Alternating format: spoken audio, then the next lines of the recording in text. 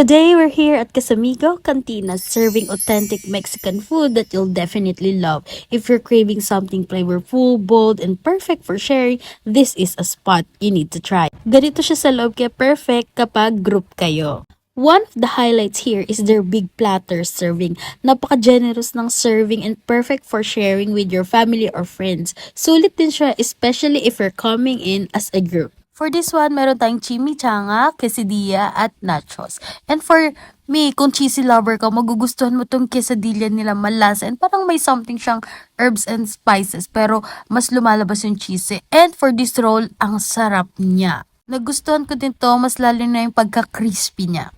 O, diba? Enjoy na enjoy ako. At good talaga yung mga food nila dito. And itatry natin itong nachos. Sobrang naaliw ako sa nachos kasi iba't iba yung kulay ng nachos nila. Ang cool, diba?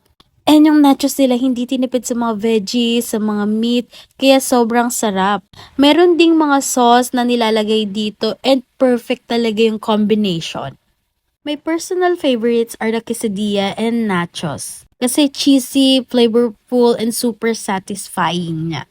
All the food we tried, masarap talaga, walang tapon. Aside from the food, the ambience really completes the experience. Pagpasok mo palang mapipil mo talaga na parang may Mexican vibe, colorful, lively, and cozy at the same time. And if you're looking for an event space, meron sila sa taas perfect sa mga birthday, small gatherings, or any special celebration. They are located at 32 Cherry Street Corner, Olive Street, SS Village, Marikina City.